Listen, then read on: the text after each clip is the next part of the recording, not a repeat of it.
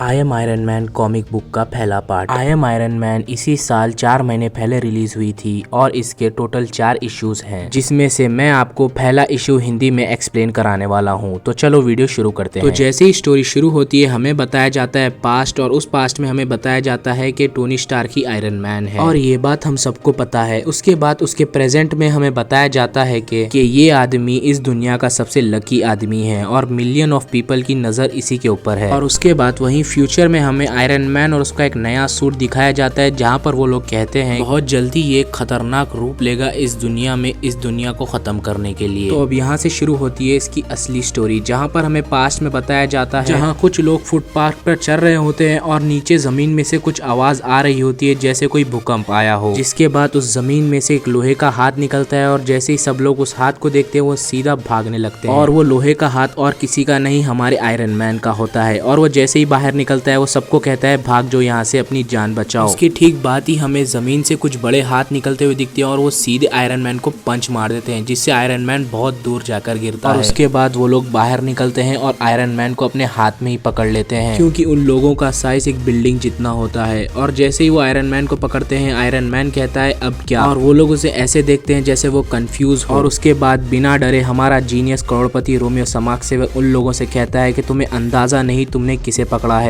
और जैसे ही वो ये कहता है वो उसके ऊपर अटैक कर देता है अपने वेपन से और उसको वहीं पर ढेर कर देता है। और वो लैंड होकर दूसरों के ऊपर अटैक करना शुरू कर देता है। और मानो या ना मानो वो अलग ही स्वैग में सबका खात्मा करता है। किसी का पैर तोड़ देता है, किसी का हाथ तोड़ देता है और किसी की तो मुंडी अलग कर देता है। और वो आखिरी में सबको खत्म कर कर कहता है आओ क्या हुआ तुम्हें, अब नहीं लड़ोगे। फिर उसके बाद वो ये कहकर रुका ही हुआ होता है कि सामने से एक और जायंट उसको लात मारने जाता है और वो सीधे अपनी फ्लेम थ्रोट से उसका पैर जला देता है और वो सीधे नीचे जाकर गिरता है। और तभी हमारा आयरन मैन कहता है आई एम आयरन मैन। वो ये कहकर उन सबको ये जताना चाहता था कि इस बड़ी बुद्धि के सामने ये सब बड़े बड़े रोबोट्स कुछ काम नहीं आने वाले। और वो ये कहकर शांत होता है, तभी एक लड़की की एंट्री होती है और वो कहती है यो आयरन मैन। और वो अकेले नहीं आती, उसके साथ और जायंट रोबोट थे। और वो जैसे ही उसको मारने जाते हैं वो लड़की कहती है बॉयज सेटल डाउन। साफ शब्दों में बताऊं तो वो कह रही है रुक जाओ, पहले हम कुछ नाच गाना करेंगे, उसके बाद आयरन मैन को बताएंगे कौन है आयरन मैन और कौन हूँ मैं। और वो पीछे से अपनी लकड़ी निकालती है जो कि एक जादुई हथियार होता है और उसको वो कहती है ट्रांसफॉर्म, और वो बन जाता है एक अच्छा सा गिटार। उसके बाद वो आयरन मैन को कहती है मैं तुम्हें थोड़ा सा बेस देती हूँ, let me give you some base. और उसके बाद वो अपना गिटार चलाना शुरू करती है और एक अच्छा सा गाना गाती है, जिसके बाद वो अपने रोबोट्स को कहती है लेट्स डांस। और उसका बेसुरा गाना सुनते ही हमारे आयरन मैन के कानों में कपकपाई होती है और वो सीधे निकल जाता है उसको मारने के लिए, क्योंकि टोनी स्टार्क जानता है उसका गाना ही उसकी ताकत है। जो भी उसका गाना सुनेगा वो हिप्नोटाइज हो जाएगा, उसके वश में आ जाएगा, इसलिए वो निकल जाता है उसके गाने को तबाह करने के लिए और उसको भी। और उसके बाद वो अपनी सूट की पूरी ताकत लगाता है और जंप मार के उसको पंच मारने जाता है, मगर जैसे ही वो उसके करीब बढ़ता है वो सारे जायंट्स अपने हथियार से उसके ऊपर अटैक कर देते हैं, जिससे हमारा आयरन मैन दीवार तोड़ते हुए हर तरफ घुस जाता है और उसका सूट आधे से ज्यादा मात्रा में डैमेज हो जाता है। वो लड़की वहाँ आती है जहाँ आयरन मैन गिरा हुआ होता है और उसको देखते ही आयरन मैन कहता है रुक जाओ, और वो सांस लेने लगता है क्योंकि उसको सांस नहीं आती। क्योंकि पास्ट वाले सूट में आयरन मैन के पास कोई उतनी अच्छी टेक्नोलॉजी नहीं होती, इसलिए उसको सांस लेने में तकलीफ होती है। और उसे देखकर वो लड़की कहती है तुम मर रहे हो, और वो कहती है यही तुम्हारा आर्मर है जो तुम्हें जिंदा रख रहा है, नहीं तो तुम कब की मर जाते। और वो उस लड़की को कुछ नहीं बोलता क्योंकि वो अपनी सांस लेने में बिजी होता है, क्योंकि उसको सांस बिल्कुल नहीं आती और ऐसा लगता है कि थोड़ी देर में वो मर जाएगा। और उसके बाद ये देखकर वो लड़की कहती है ये मजाक नहीं है टोनी, और मेरे पास इतना वक्त नहीं कि मैं इस लोहे के ढांचे के पीछे पड़ी रहूं। और वो वहाँ से उठ के निकल जाती है और जाते जाते वो कहती है जब तुम इस प्रॉब्लम को सॉल्व कर लोगे मैं फिर आऊंगी तुमसे लड़ने के लिए। प्रॉब्लम का मतलब यानी उसके सांस लेने की तकलीफ, क्योंकि वो सांस नहीं ले पाता, क्योंकि वो जायंट्स अपने वेपन से उसके आर्क रिएक्टर को डिस्ट्रॉय कर देते हैं जिससे वो जी रहा था। और अब इसके आगे यानी प्रेजेंट में, जहाँ पर उसको अंदाजा हो जाता है कि कुछ तो गड़बड़ है, कोई तो है यहाँ पर जो इस दुनिया को डिस्ट्रॉय कर देगा, इसलिए वो सबको कहता है यहाँ से निकल जाओ। जहाँ पर वो कैफे में बैठे हुए कपल से कहता है अपना बैग पैक बांधो और निकल जाओ यहाँ से, क्योंकि ये जगह सेफ नहीं है तुम लोगों के लिए, यहाँ पर कभी भी कुछ भी हो सकता है। जहाँ पर वो कपल्स कहते हैं ठीक है हम मानते हैं ये जगह सेफ नहीं है, मगर हमारे पास हमारा सुपर हीरो यानी आयरन मैन है जो हमारी रक्षा करेगा और वो ऑन ड्यूटी है। और उसके बाद वो लोग कहते हैं ये तुम्हारा प्लान है कि तुम हर अच्छी जगह को खाली कर दो ताकि तुम अकेले बैठकर डिनर कर सको किसी लड़की के साथ। और वहीं पर हमारा टोनी स्टार्क कहता है कि तुम स्मार्ट हो, मगर मेरा इरादा वो नहीं है, ये सच में सेफ जगह नहीं है, तुम यहाँ से चले जाओ, मैं एक बिलियनर हूँ, मैं ये सब नहीं करता। फिर उसकी बात सुन के वो लोग उठ तो जाते हैं, मगर जाते जाते उसे गालियां देते हुए जाते हैं। और इनको ये सब ज्ञान देने के बाद हमारा आयरन मैन सच में क्लब के अंदर जाता है और वहाँ मजे करने बैठ जाता है। फिर वो बैठ के वहाँ पर मजे कर रहा होता है, तभी उस क्लब का ओनर आकर कहता है व्हाट्स अप आयरन मैन। और वो वहाँ आकर आयरन मैन से कहता है क्यों तुम मेरा बिजनेस खराब कर रहे हो, क्यों तुमने लोगों को हटाया इस जगह को खतरा कहकर। ये कहने के बाद भी हमारा आयरन मैन कोई जवाब नहीं देता, तो फिर से कहता है हे अर्थ टू आयरन मैन। उसके बाद वो एक चुटकी मारता है, तब आयरन मैन ध्यान देकर कहता है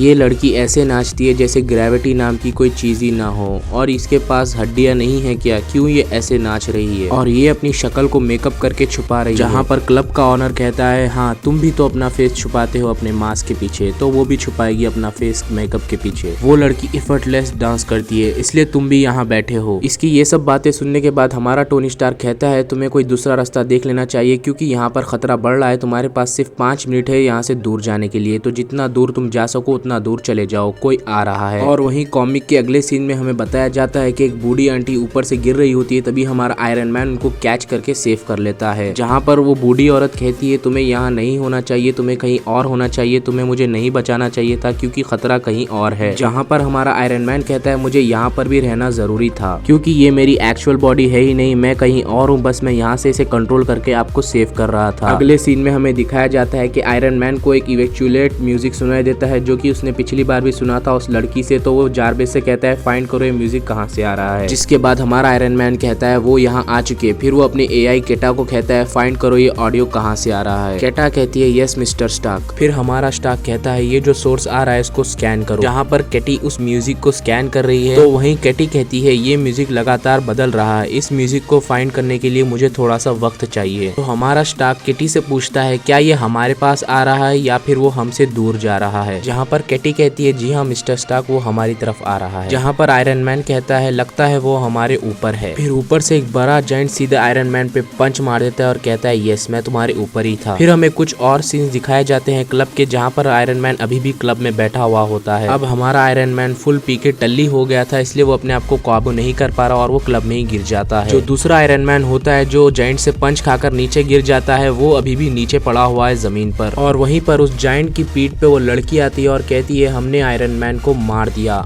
मेरा मतलब दोबारा मार दिया। जहाँ पर हमें न्यूज में बताया जाता है कि आयरन मैन मर चुका है, और कुछ लोग न्यूज देखकर कहते हैं आज तो इसका जन्मदिन था और आज ये मर गया। फिर वहीं पर अचानक टोनी स्टार्क कहीं से आ जाता है और कहता है अब हमें इसे एंड करना होगा जेरिका बेंटॉन। वहीं पर इसे जिंदा देखकर वो लड़की शॉक हो जाती है और कहती है तुम मेरा नाम जानते हो, मैंने सोचा था तुम्हारी इंटेलिजेंस बेकार है, मगर तुमने तुम्हारी इंटेलिजेंस को बहुत ज्यादा बेहतर कर लिया है, तो चलो अब मजा आएगा इस लड़ाई में। और वो कहती है तैयार हो जाओ, हम इसे यहीं खत्म करेंगे, क्या तुम तैयार हो। और वो फिर से अपना जादुई गिटार निकाल लेती है ताकि संगीत से उसे खत्म कर सके, और वो कहती है चलो अब वक्त आ चुका है इसे खत्म करने का। और वहाँ पर उसके जायंट्स भागते हुए जाते हैं आयरन मैन को खत्म करने के लिए, और वो पीछे से कहती है जाओ उसे मार दो। तो वो लड़की कहती है उसके फुटस्टेप को सुनो और ध्यान से उसके पास जाओ, और वो कहती है वो तुम्हारे करीब आ रहा है, करीब आ रहा है, और करीब आ गया। फिर वो लड़की आयरन मैन से कहती है तुमने अपनी मौत अपने हाथों से ही लिखी है, तुम अब नहीं बच सकते। और यहीं पर है स्टोरी का क्लाइमैक्स। जैसे ही वो जायंट्स आयरन मैन को कुचलने जाते हैं, आयरन मैन अपना इनविजिबल आयरन मैन से उन दोनों की फाड़ के रख देता है, और उसकी ये तरक्की देखकर वो लड़की शॉक हो जाती है कैसे उसने इनविजिबल आयरन मैन बना लिया और उसके जायंट्स को तबाह कर दिया। अब हमारा टोनी स्टार्क उस आयरन मैन के अंदर कहता है नाउ यू, अब तुम्हारी बारी है। जहाँ पर वो लड़की कहती है तुमने सही कहा, अब मैंने तुम्हें बहुत कमजोर समझा था, मगर तुम तो बहुत पावरफुल निकले और मैं बहुत डर गई हूँ तुमसे। अब क्योंकि टोनी स्टार्क का पूरा ध्यान उस लड़की पे होता है, तो वो लड़की अपने संगीत से पीछे से एक बहुत बड़ी तलवार उसके पीठ में घुसड़ देती है, और वो सीधे आयरन मैन पे भी लग जाती है। और आयरन मैन कहता है शिट मैंने पीछे नहीं देखा। जहाँ पर वो लड़की कहती है हाँ तुमने पीछे नहीं देखा, और वो लड़की कहती है अब तुम अपने आप को मिट्टी में मिलते हुए देखोगे, वो भी तुम्हारे इस इनविजिबल आर्मर के साथ। जहाँ पर वो लड़की बहुत खुश हो जाती है कि उसने आयरन मैन को दोबारा मार दिया और आई थिंक पूरा ही खत्म कर दिया। मगर हमारा आयरन मैन दोबारा कहता है तुमने मुझे मार दिया, मगर रियलिटी में तुमने अभी तक मुझे हाथ भी नहीं लगाया। तो वो लड़की अचानक शॉक हो जाती है कि ये आवाज कहाँ से आ रही है, और वो जैसे पलट के देखती है हमारा टोनी स्टार्क वहाँ बैठा हुआ होता है। और उसके बाद हमारा टोनी स्टार्क कहता है ये सब जो भी है वो रचना है, ये सब मैंने ही बनाया है और तुम इस चीज में फंस चुकी हो। और यहाँ पर जो 6 o'clock मेरा मतलब जो भी टाइम चल रहा है वो भी मैंने ही बनाया है। मुझे पता लग गया था कि इस दुनिया में बहुत बड़ी गड़बड़ होने वाली है, कोई बहुत बड़ी चीज इस दुनिया को तबाह कर देगी, और वो चीज सिर्फ न्यूयॉर्क में अटैक करेगी, इसलिए मैंने इंटायर न्यूयॉर्क को पॉकेट डायमेंशन में डाल दिया, और उन्हें मैं वापस ला पाता तब तक तुम यहाँ पर आ गई और मुझे तुम्हारी जरूरत थी,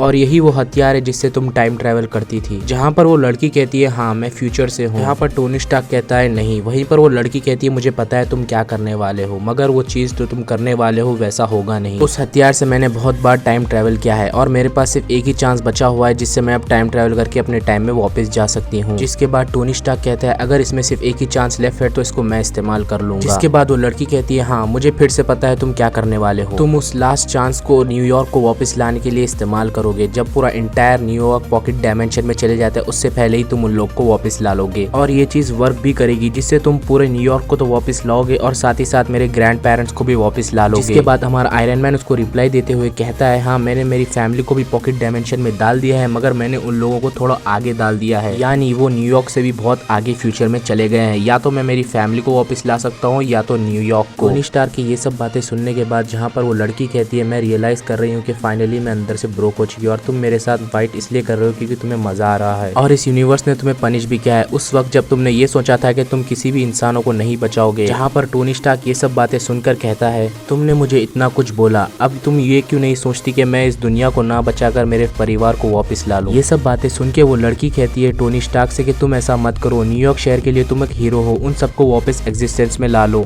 और उसके बाद वो कहती है because you are Iron Man. और ये कहते ही इस कॉमिक बुक का पहला इशू खत्म होता है। अगर आपको इसका दूसरा इशू चाहिए हिंदी में तो इस वीडियो को एक लाइक करो, चैनल को सब्सक्राइब करो और कमेंट में लिखो सेकंड इशू। महेश दल्ले बेड़ा गल्ले बेनी बाप